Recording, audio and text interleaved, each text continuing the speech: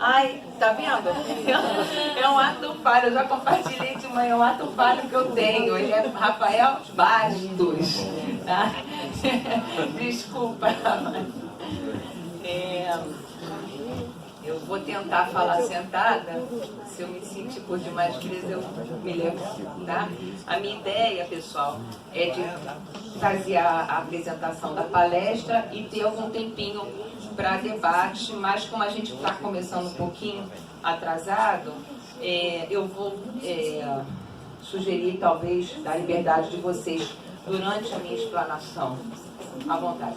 Durante a minha explanação, se vocês quiserem fazer alguma pergunta, é só sinalizar, tá? Talvez fique mais dinâmica, a gente ganhe tempo para não comprometer tanto o horário da nossa querida Luiz Valente, ok? Então, vamos lá.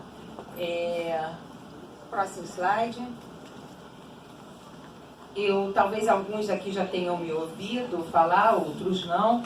Eu sou psicóloga, sou formada em letras também, português e hebraico. E eu trabalho com viés psicológico nas minhas pesquisas do Holocausto, tá? Psicologia e história, no entanto, no meu entender, são duas disciplinas que se complementam. E considero extremamente importante, como a gente já falou, a questão conceitual, a gente ter um certo rigor, sim, por que não dizer nesses termos, conceitual, sobretudo quando a gente está ensinando, trocando, né, tendo a função de formar e informar, e trabalhar também a própria questão dos conceitos contextuados socio-historicamente, tá? Porque às vezes um mesmo conceito em diferentes épocas pode assumir até sentidos opostos. Então, o que eu trago para vocês aqui, eu vou omitir um pouquinho do meu histórico acadêmico, da minha trajetória de pesquisas desde o início da década de 90 até agora, tá? Por uma questão de tempo. Mas eu entrevisto sobreviventes do Holocausto desde a década de 90, só fazendo um breve resumo, quando comecei meu mestrado em psicologia. Meu interesse pelo Holocausto vem com a professora Ana Carolina, desde nova, né? E fazendo leituras pessoais. Em 93, quando eu ingressei no Instituto de Psicologia da UFRJ, propus um projeto cuja parte de pesquisa de campo incluía a entrevista a sobreviventes judeus do Holocausto, aqui residentes no Rio de Janeiro, com metodologia de histórias de vida, especificamente um ramo de pesquisa da história oral. E, invariavelmente, quando eu pedia para eles me contarem as suas lembranças de antes da guerra, da sua infância, durante e depois, a gente se deparava, quando eu pedia para descrever a condição dos traumas, as condições não só do contexto social, mas as condições individuais, as condições cognitivas, afetivas, do que eles estavam ali se apercebendo, tomando consciência do que acontecia com eles mesmos, as respostas variavam diante do caráter ininteligível, tá, do trauma, da violência a qual eles eram submetidos, tá?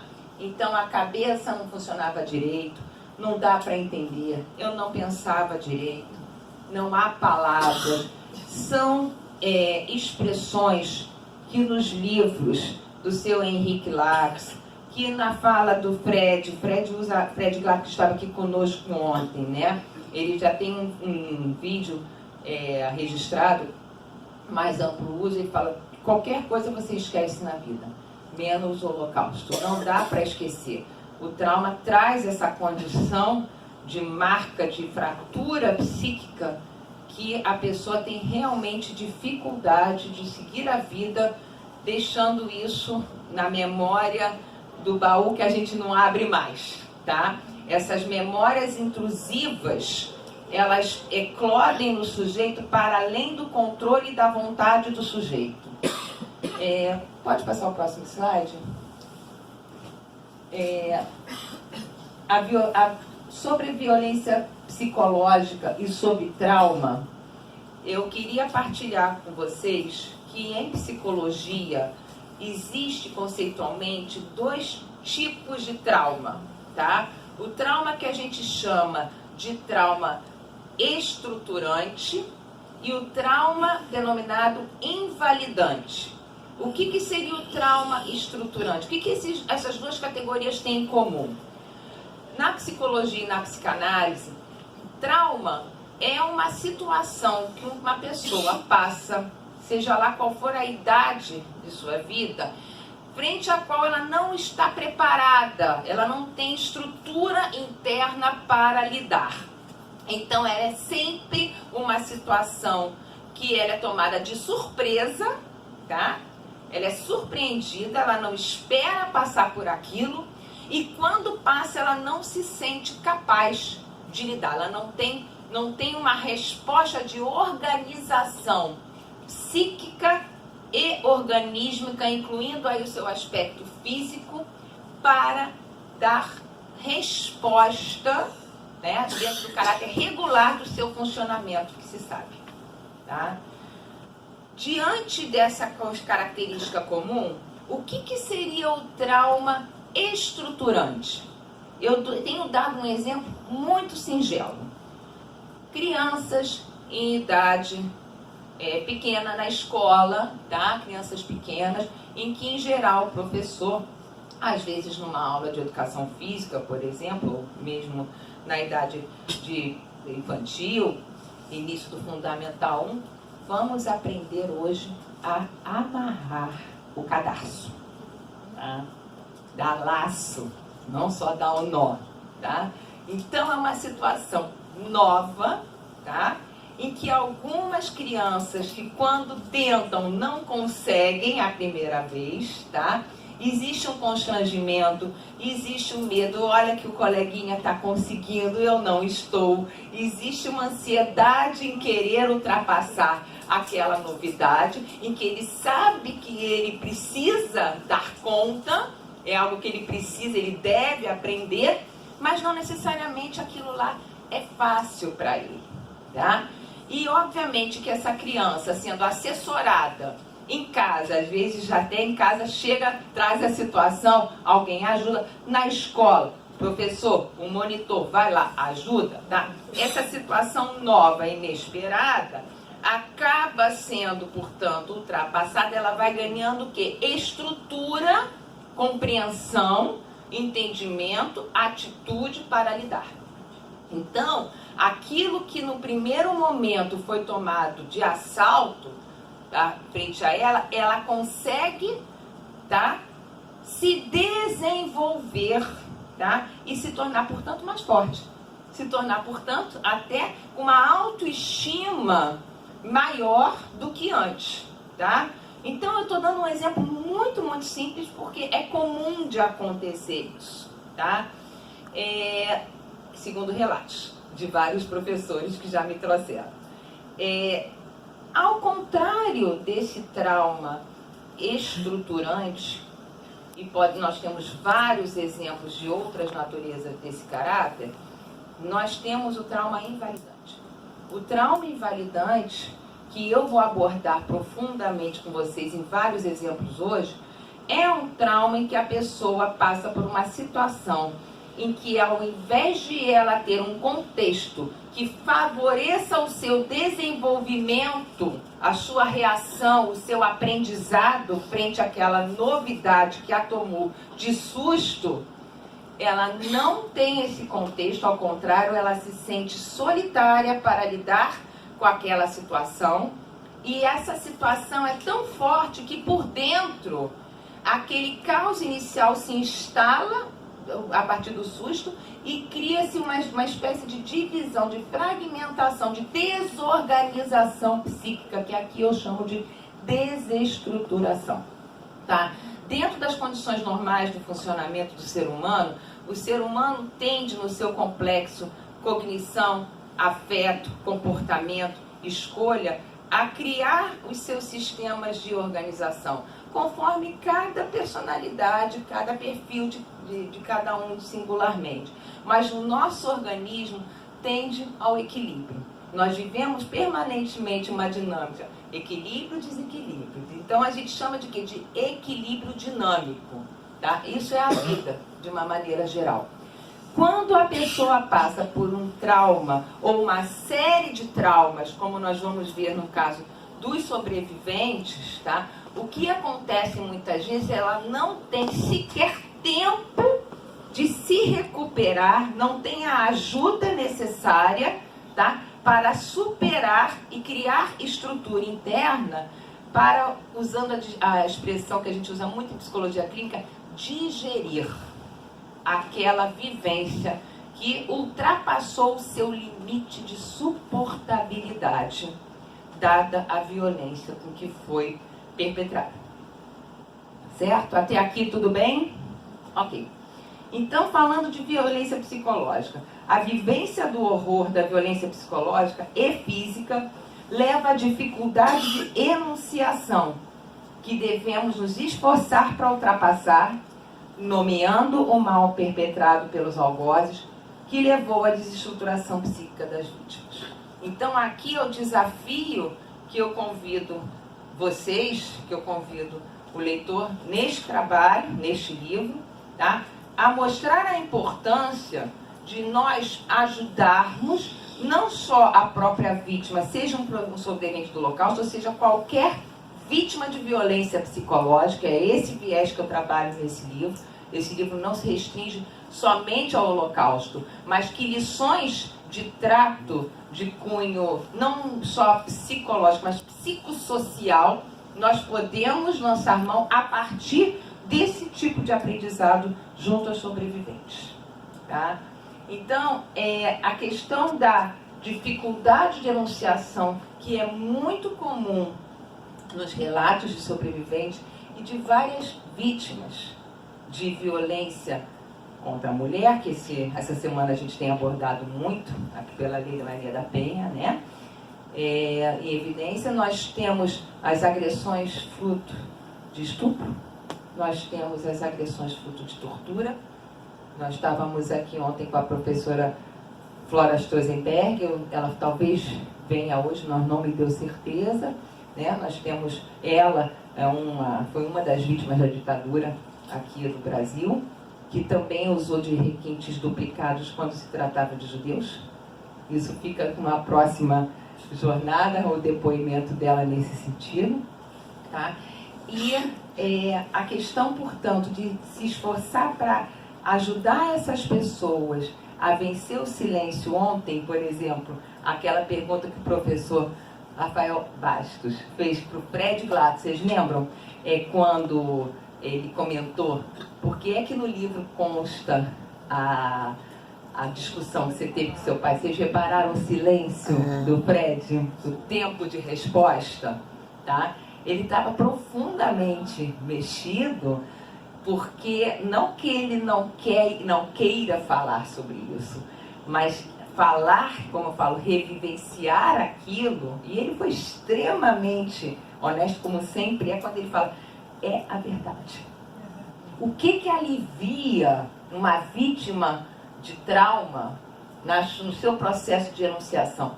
Poder falar a verdade existencial, por mais difícil que seja. Só que a pessoa só consegue falar dessa verdade quando ela está com alguém a escutá-la de forma respeitosa, sem debochar, sem duvidar.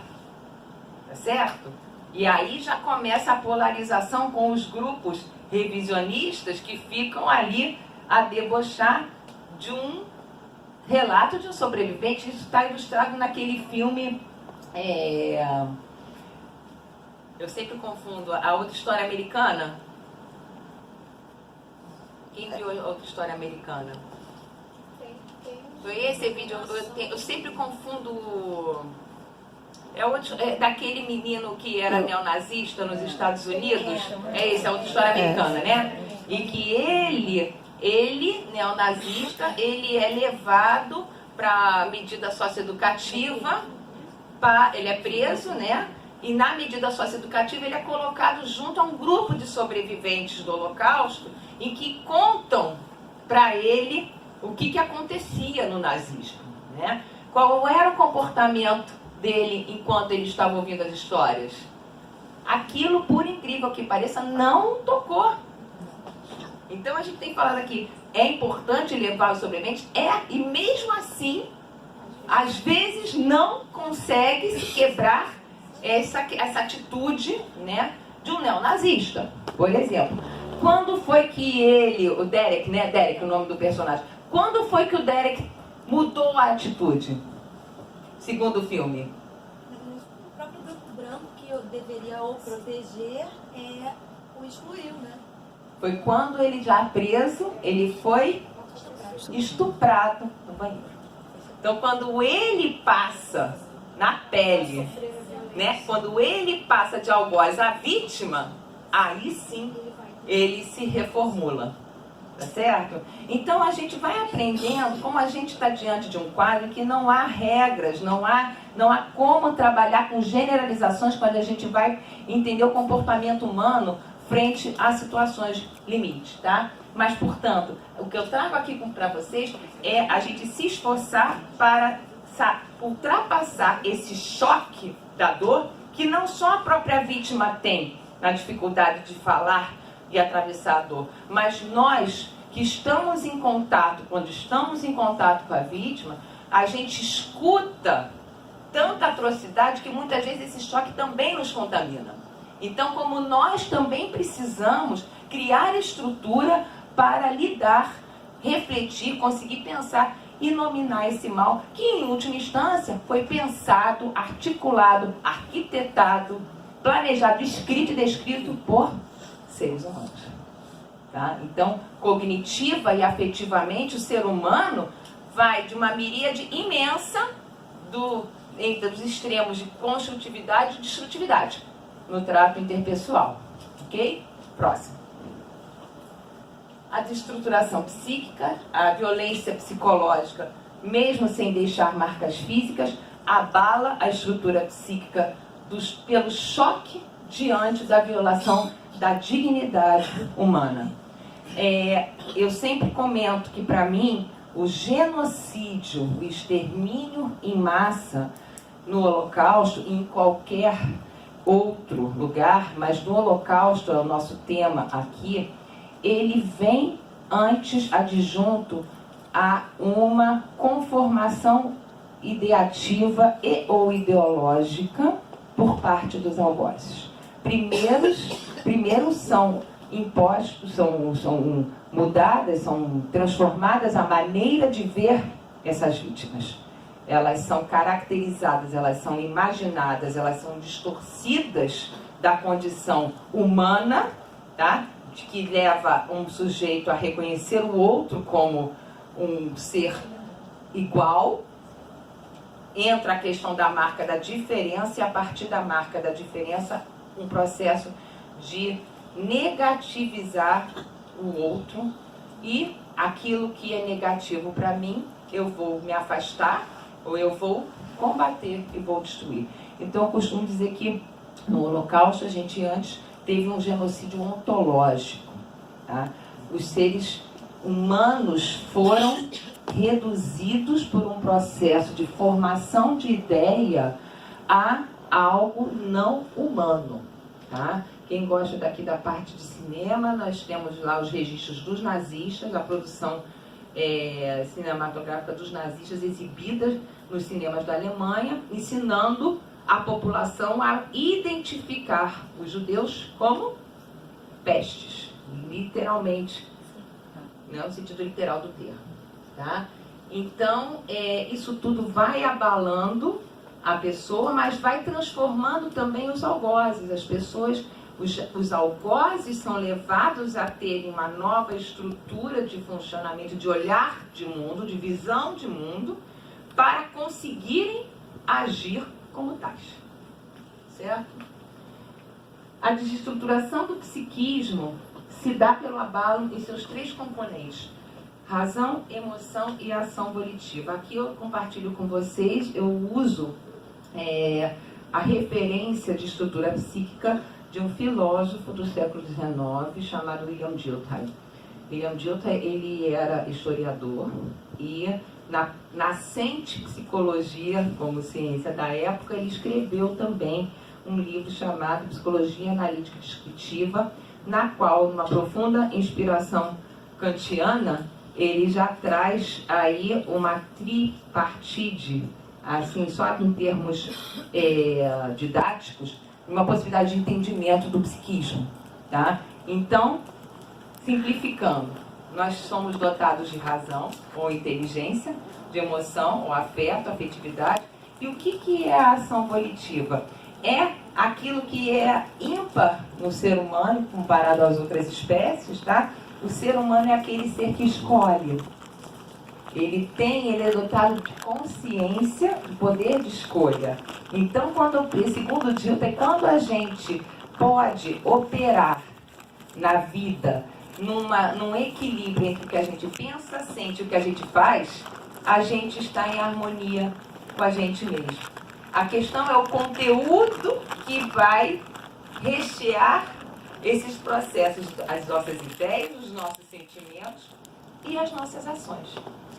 Nós ontem ouvimos da desembargadora Denise Levi-Treder, né, a alusão a Hannah Arendt, quando ela traz a questão da banalidade no mal, como é que os nazistas, eles foram educados, treinados a ter uma atitude coerente com as ideias do partido, que a partir de ideia partidária se tornou, a partir do momento que Hitler toma o poder, a ideia sociocultural da época imposta, tá? E as pessoas vão então se adequando a viver dessa forma, pela necessidade de se sentir pertencendo, né, ao grupo dos aparentemente vencedores.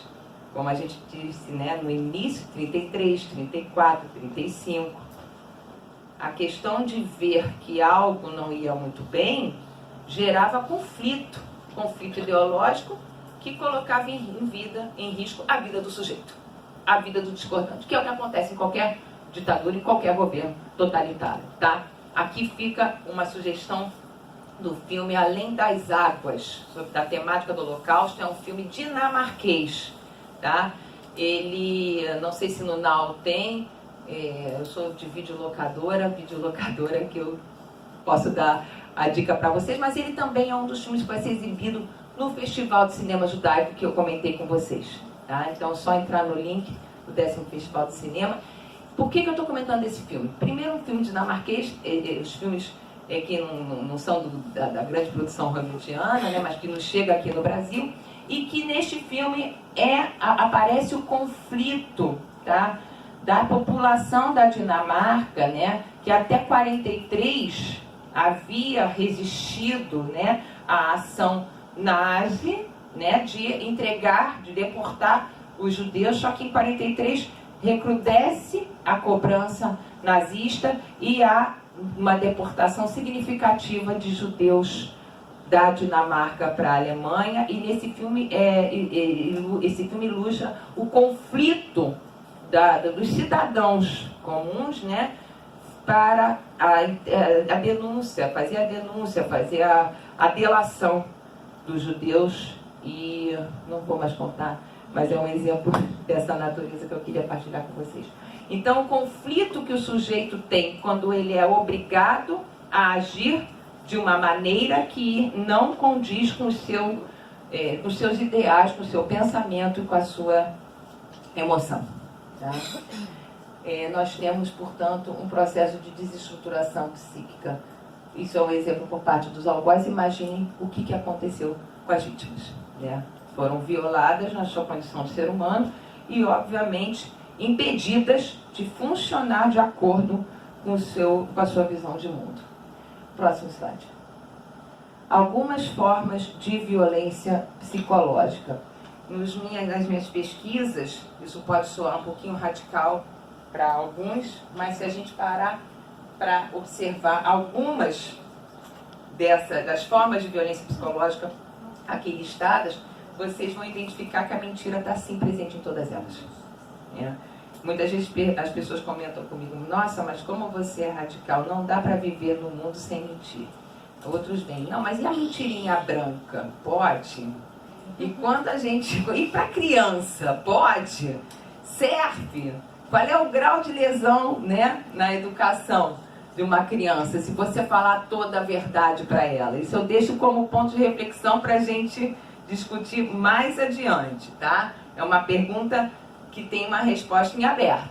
Vamos ter que ver o contexto, tá, de cada situação e a condição de cada pessoa. Mas o que eu quero partilhar com vocês é essa mentira que eu considero de caráter desestruturante para o psiquismo. Ela aparece desde relações interpessoais duais, ela pode estar presente em família, nas escolas, nas relações de amizade, ou nas relações macrosociais, tá? E, a título de exemplo macrosocial, eu trago a questão do revisionismo e do negacionismo, que a gente tem tratado aqui ao longo da jornada como um todo, tá? Que faz uso, por exemplo, da manipulação de informação. A manipulação de informação foi uma das questões que eu coloquei, ainda coloco para os sobreviventes do Holocausto que entrevisto, tá? Como é que eles se sentiam diante dos jogos de informação que chegavam, as informações intercortadas, de 33 em diante. De 33 até o nazismo, de fato, bater as suas portas, tá? E a sensação de insegurança é muito grande. Isso me faz lembrar uma outra indicação bibliográfica, que se chama o Diário de Victor Kemplerer, tá? Vida longa para a professora Flora Strozenberg, que chegou, e depois a gente vai aproveitar a presença dela na hora do debate. Bem-vinda, Flora. Os Diários de Victor Kemplerer é um livro também que vocês vão conseguir na estante virtual, tá? Victor Kemplerer era um judeu que vivia na Alemanha e que é um diário em que um diário, desculpa da expressão, de dia a dia mesmo, assim, em 33, por exemplo, é difícil um dia que ele não tenha escrito, tá? E ele ali vai descrevendo os colegas judeus, as famílias judias que ele e a mulher tinham contato, como é que cada um estava reagindo a cada nova situação que acontecia ao seu redor, nas vizinhanças, no governo de Hitler. Em 1933, as primeiras vítimas, os opositores do regime. Quem não votou nele? Quem era delatado pelas pessoas da região, tá? Que sabiam que não tinham votado nele. Tá? E o tipo de ação, o tipo de violência, né, com qual essas pessoas eram levadas para as prisões, eram agredidas nas ruas. Tá? E, juntando com isso, o que já havia sido registrado no Mein Kampf, o que o Victor Kemplerer fala? Que o quanto que tinham famílias judias que já em 1933 estavam se apressando para sair, tá? Porque entendiam dali que não ia dar certo. E aí eu trago o relato do nosso querido Fred Glatt ontem novamente. A lojinha que a gente mostrou, ela foi quebrada com pedra de paralelepípedo em 1933. Tá? No mesmo momento, a partir daquele dia, a família foi mover esforços para se mudar. Porque os avós maternos dele, que viviam na Bélgica, tinham uma condição, inclusive, de subsistência que dava para acolher.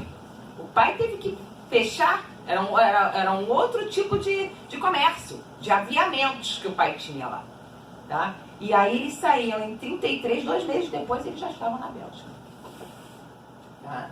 No entanto, tiveram pessoas, segundo, por exemplo, vocês podem conferir nesse livro de Victor Kemplerer, que apesar de terem sofrido reveses em suas possibilidades de trabalho de ofício, ainda assim não. A gente vai ficar porque isso não pode durar muito tempo. E esse durar muito tempo é que fez com que várias famílias perecessem no nazismo. Tá? O cinismo.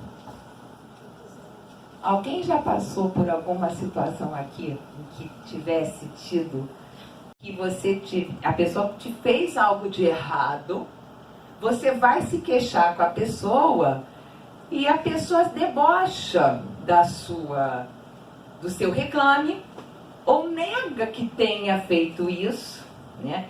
E você fala, ai, que cínico. A gente faz até esse gesto assim instintivo, porque dá uma raiva, né?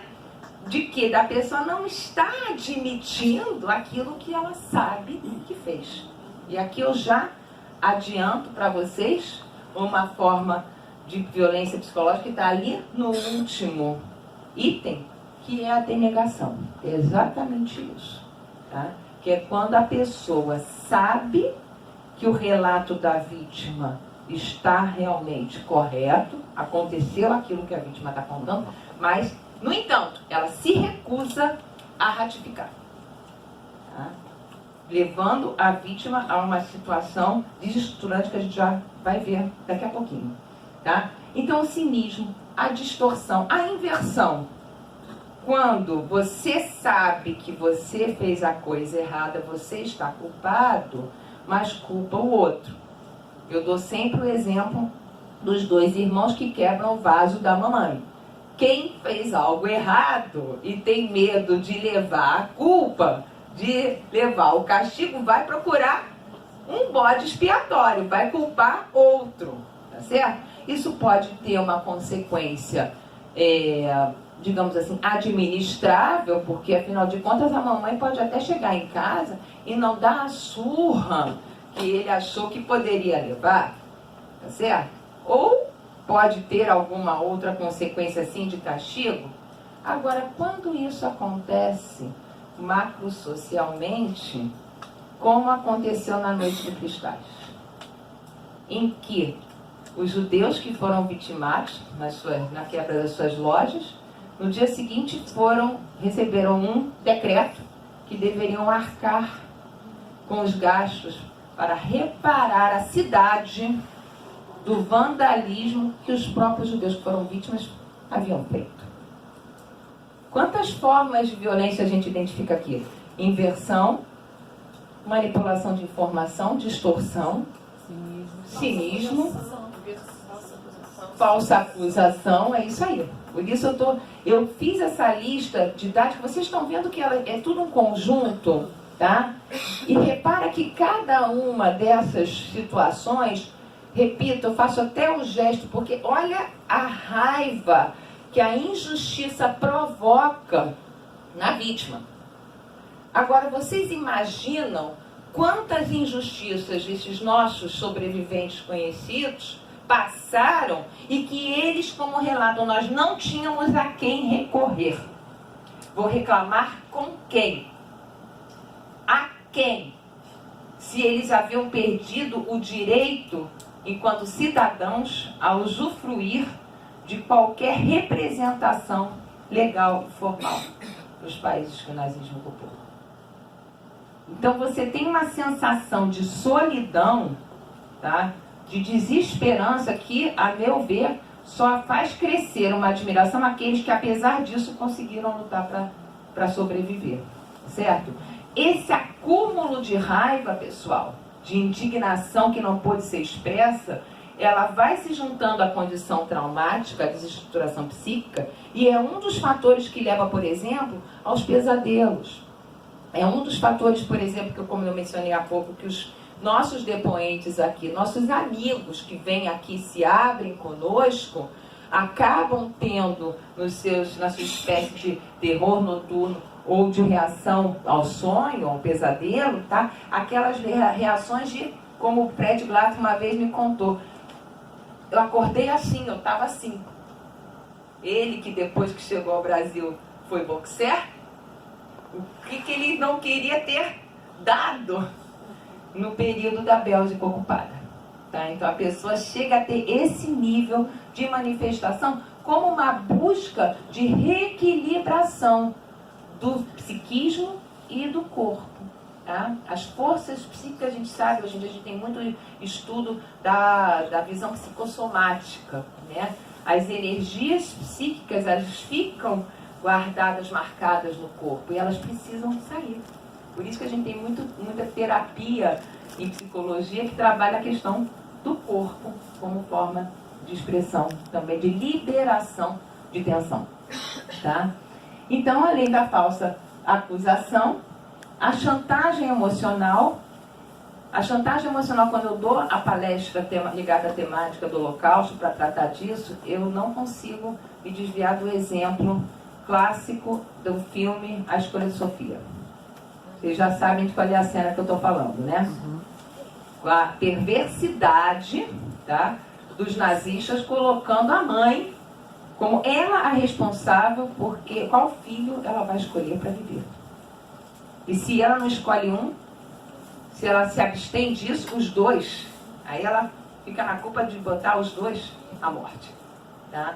Então, quando a gente fala, eu já vou falar um pouquinho do que eu quero dizer com perversidade, mas terminando aqui os exemplos das formas de violência, a chantagem emocional que a gente pode pegar com esse ícone, ela está presente no nosso dia a dia muito a miúde. Nas relações afetivas, nas relações de família, nas relações de amizade. Se você fizer isso, não sou mais sua amiga. Se você fizer isso, vocês lembram do violinista no telhado? Do Tévio Leiteiro, né? Tinha a filha que queria se casar com um não-judeu. O que ele falou? Se a dor no peito, ela vai acabar com a família, né? E o conflito que ela fica, o dilema que ela fica, mas ela escolhe seguir a vida dela. Ela insiste, ela vai atrás do pai, a gente quer sua bênção, a gente quer sua bênção. Ele não dá e ela parte, né? E a mãe fica ali dilacerada, tá? O que é a Baudry? A Baudry é um conceito cunhado por uma psicanalista canadense chamada Marie Francis, que diz respeito à violência silenciosa, tá? É aquela forma de denegação no qual o algoz, que sabe que fez algo de muito errado na questão, ele se dá o direito de não falar. Não só por uma questão legal, aquilo que a gente celebremente escuta, né? Só me pronuncio com o meu advogado. Não é disso que estou dizendo. É quando você vai falar com a pessoa que te magoou e a pessoa fica ali no silêncio olhando para o teto. E você fica ali, como se fosse uma porta que você precisasse abrir, você insiste, porque você precisa que essas verdades sejam elaboradas. Por que é que você fez isso? Isso não se faz, você quer alguma reparação? E a pessoa, sabendo disso, permanece incólume no seu silêncio.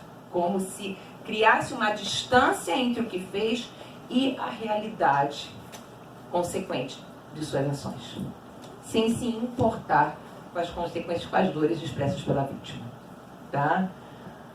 Bem, por último, antes eu fiz questão de trazer aqui a anulação existencial, que foi o que eu comentei com vocês do genocídio ontológico, quando um grupo inteiro é colocado como não humano. Isso foi o maior dos paradoxos impostos pelo nazismo sobre suas vítimas. Tá? E agora, pormenorizando um pouquinho a questão da denegação, próximo slide. O trauma psicológico. Sándor Ferenczi foi um psicanalista húngaro judeu, contemporâneo de Freud, que desenvolveu uma teoria um pouco diferente de abordar a questão do trauma. Tá? Como eu falei antes, o trauma é uma situação que gera um choque a partir de uma situação inesperada frente à qual não se tem estrutura para lidar. Então, segundo Sándor Ferenczi, o trauma se instaura diante da denegação do outro. Tá? Segundo Ferenczi, é quando a vítima vai contar o que lhe aconteceu para alguém da qual ela espera alguma ajuda para reorganizar esses dados que ultrapassaram seu limite de suportabilidade e administração psíquica, e o outro se nega a reconhecer o seu relato como verídico. Então a pessoa já traz a dor da vivência, da violência vivida, e uma vez que essa violência não seja reconhecida, admitida pelo outro ou pelos outros, ela passa a figurar dentro do sujeito sem a famosa digestão interna. Então é como se o conteúdo ficasse siderando dentro do psiquismo da pessoa, e é por isso que ele se torna aquilo que a gente chama de memória intrusa, memória intrusiva. Você não conseguiu alocar e reequilibrar dentro da sua organização histórica, cognitiva, emocional, dentro das suas vivências, e tudo aquilo que a nossa mente não consegue compreender e organizar de forma assimilável, fica como se fosse fragmentos, esperando, clamando por um assentamento. Tá? É isso, basicamente, em termos processuais, acontece com um conteúdo traumático, passível de qualquer um de nós viver. Tudo bem? Ok. O que a gente tem de exemplo de denegação? Um dos inúmeros exemplos de denegação ligado aqui ao Holocausto. No lager, no campo de concentração. Lager, muitos livros já trazem, às vezes, cuidado, aliás, um parênteses, os livros do Agamben, que é um dos autores muito utilizados, né, para tratar dessa questão do Holocausto, academicamente, quando traduziram para o português, tá, campo, muitas vezes o campo ali, tá, ele não está grafado com itálico, tá? Então, às vezes, na faculdade, o pessoal pega um capítulo do livro, tá? Não pega ele na sequência, a primeira vez que está lendo um autor, tá? Então, tomem cuidado com as traduções, tá? E com as interpretações fora de contexto, tá? Porque é muito comum, o Agamben tem um profundo trabalho a partir dos estudos de Primo Levi e outros, mas sobretudo de Primo Levi, tá? Então Primo Levi usa muito Lager. Lager é um dos jargões para designar campo de concentração em alemão, porque Lager em alemão é campo, tá? Mas então quando ele vem grifado em itálico, é fácil da gente reconhecer conceitualmente. Quando não vem, pode gerar distorção, tá? Não é à toa, foi por isso que eu quis colocar para vocês aqui dessa forma, tá? Então, no campo de concentração, o que acontece em termos de denegação? O algoz naturaliza a inversão da normalidade imposta à vítima. Tá?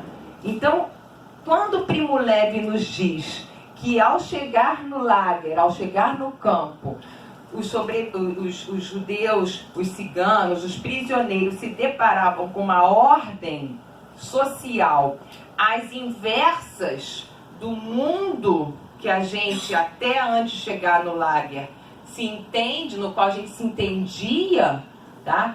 Ali ele teve que fazer todo um reaprendizado de aprender como aquele mundo de dentro do campo de concentração funcionava, para ele poder criar estrutura para tentar sobreviver, tá certo?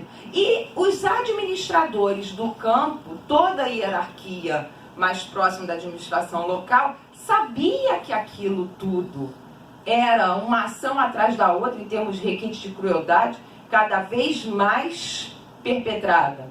Só que, como eles diziam, estávamos cumprindo ordens, eles criavam uma série de comportamentos para atender à ordem em que havia uma naturalização. Aliás, todo o processo de institucionalização, não precisa ser dentro de uma instituição total, não precisa ser dentro de um estado de exceção, todo o processo de institucionalização passa por um momento em que a coisa é uma novidade e depois a gente se enquadra, a gente se acostuma. E aí vocês me perguntam, mas poxa, professora, se acostuma até a isso? E aí vem a fala de um sobrevivente que eu entrevistei, o seu Abraham Ward, que fala, o ser humano, ele contava assim, o ser humano, ele pode se adaptar, ele chamava de degradê de qualidade de vida, até de 96%. Não digo 100% porque no 100 ele realmente não sobrevive mais. Mas ele que passou por 6 campos de concentração, e que ele mesmo, depois rememorando, fala, não sei como é que eu sobrevivi, mas eu só sei que eu sobrevivi porque eu tinha que lutar pela minha vida. A minha vida ninguém ia me tirar. A minha vida, ele dizia, me foi um bem que foi dado. Ele dizia isso quando estava com 18 anos, dentro do gueto de Przemysl. Falou assim, ninguém tem o direito de tirar esse dom, esse bem que eu tenho, que me foi contemplado, está vivo. Então isso é uma fala emocional de quem já tinha perdido a família toda deportada do gueto. E ele sabia, já se sabia, ele foi um dos últimos sobreviventes do gueto de Przemyśl, ele fazia os bunkers do gueto de Przemyśl, na Polônia, e ele ficou entre os últimos 200. E ele se entregou ao comandante do gueto, Stomberger, porque ele sabia que ali ele não tinha mais víveres, ele não tinha mais onde tirar víveres para sobreviver. E aí ele passou pelos 6 campos de concentração na sequência. Isso está num outro livro meu, Atrás das Minhas Pegadas. Aqui nesse livro vocês têm alguns trechos desses vários exemplos que eu estou passando para vocês, tá? Mas assim, eu aproveito para entremear isso aqui, porque essa questão de se adaptar à normalidade, a uma normalidade anormal, dentro do critério da dignidade humana, se passou, vejam bem, por diferentes processos, mas tanto vítimas quanto algozes passaram por transformações na sua forma de viver o mundo, os algozes para conseguir cumprir o que lhes era mandado, e as vítimas para conseguir buscar sobreviver. Tá? Então é essa possibilidade de adaptação que a gente quer viver no mundo em que não mais seja trabalhada no limite inferior. Nós temos atualmente na ciência um estudo que se estima em 10% que se conhece do nosso cérebro. Nós estamos engatinhando ainda em termos das nossas possibilidades. Enquanto a gente tiver nessa questão que ainda nos traz aqui dentro desse viés da diferença e da destruição, a gente não consegue avançar. Em quantos aspectos em comum de potencialidade ontológica o ser humano tem? Para descobrir avanços e desenvolver-se, né? Bem, então a naturalização dessa normalidade levou, por exemplo, ao Simon Wiesenthal. Primo Levi conta também no primeiro capítulo dos Afogados Sobreviventes, mas que no próprio livro do Simon Wiesenthal, O Caçador de Nazistas, nós podemos encontrar a vivência dele, Wiesenthal, no campo, em que já no fim da guerra, um cabo chegou para ele e disse: você vai sobreviver. Só que quem ganhou a guerra do Lager fomos nós nazistas, porque você vai sobreviver, você vai contar e ninguém vai te acreditar, porque só quem esteve aqui para saber da verdade, da inversão, da normalidade da vida que havia dentro do campo. Tá? Foi isso, por exemplo, que aconteceu com o Bruno Bettelheim, quando chegou nos Estados Unidos. Ele que passou pelo campo de Buchenwald e foi retirado, né? Chegou nos Estados Unidos no início de 40 e começou a contar e não acreditar. Mandaram ele parar de falar nas palestras dele. Ele não parou de falar. Ele continuou, tá? E, enfim, é o que a gente tem que continuar a fazer, apesar daqueles que não acreditam. Então, próximo slide, por favor. Consequências, eu vou listar algumas das consequências, tá? Da violência, das várias formas de violência psicológica, tá? Em se tratando do campo de concentração, a situação limite, a consequência limite é o estado muçulmano, ou muçulmaner, né? Em jargão alemão, né? Que é, de novo, um dos paradoxos semânticos utilizados no nazismo e dentro do campo em particular. Traduz aquele estado, aí sim, das imagens cadavéricas que a gente vê muito em filmes, nos filmes que foram feitos pelos libertadores do campo, né, por americanos inclusive, né, que se chocaram, e que, por exemplo, de novo, lembrando das palavras do seu Abraham Ward, ele falava: eu já estava no hospital, no campo de concentração de Ebens-II, em que ele estava na fase final, em 45, e quem estava no hospital do campo era uma questão de tempo para ser levado para as câmaras de gás, porque não tinha mais força de trabalho para ser sugada, para ser utilizada. e ele diz que a brincadeira entre as pessoas em estado de muçulmano no hospital era: você vai tentar levantar para ir ao banheiro para quê? Você não tem mais bunda? Palavras dele. Tá? Então, o seu Henrique Lacks gostava de contar, né, nas suas palestras, que o estado de muçulmano era um estado tal que a pessoa, você estava olhando para a pessoa, mas você vê que a pessoa não estava mais ali, o olhar de ausência. Além do definhar físico pela inanição, um estado de ausência em que a pessoa não vê mais sentido de vida. Ela não se vê mais vinculado àquele mundo, né? E essa perda de sentido de vida, segundo outro sobrevivente, psicólogo, Viktor Emil Frankl, ele que diz, Frankl, uma vez que você perde o sentido de vida, o vínculo pela vida, você perde o vício pelo qual voltar e você sucumbe. Pelo qual voltar à vida e você sucumbe. Tá? Lembrando que Viktor Frankl, ele já era psicólogo antes de ser levado e que depois deu prosseguimento à sua corrente em psicologia, isso é denominada logoterapia, a terapia do sentido da vida. Quando a guerra acabou, e o mundo não pôde mais se cegar à verdade dos campos, houve um congresso em Copenhague em 1954, em que os psiquiatras não sabiam, não tinham como dar conta da quantidade e da qualidade dos danos físicos e psicológicos dos sobreviventes, dos milhares de sobreviventes. Tá? E foi denominada a Síndrome do Campo de Concentração e Extermínio para designar os males corporais, morais, anímicos, pela opressão vivida por esses sobreviventes.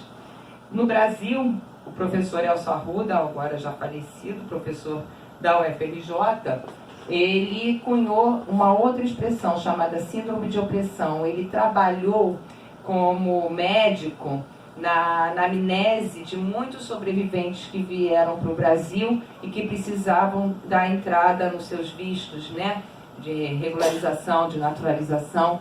E aí ele expandiu esse conceito, tá?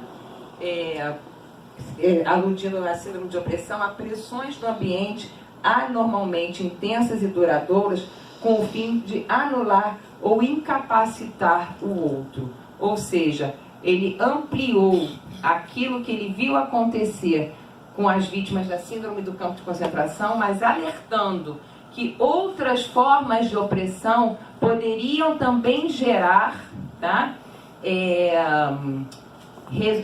consequências psicológicas e físicas tão degradantes quanto, mantidos, obviamente, os devidos contextos socioculturais. Tá? Próximo. Nós temos hoje um conceito mais conhecido, que é a síndrome de estresse pós-traumático. Tá? O que acontece nessa síndrome? Quando você tem um fator estressante, em geral, quando você retira esse fator estressante, a pessoa para de ter um incômodo resultante desse fator estressante. Explico.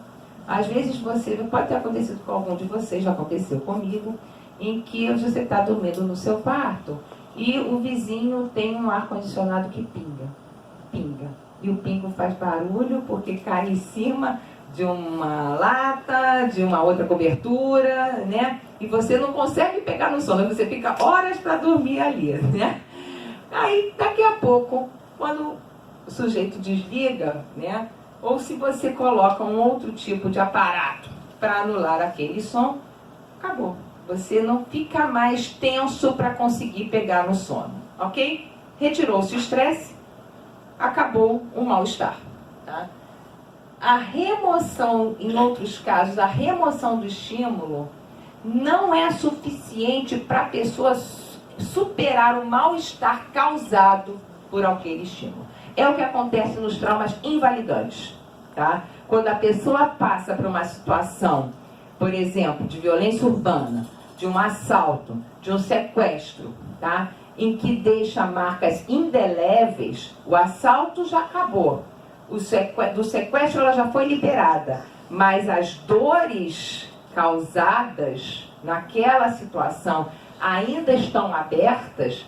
Então ela continua a ter uma série de reações físicas e psicológicas decorrentes desse mesmo estímulo, ok?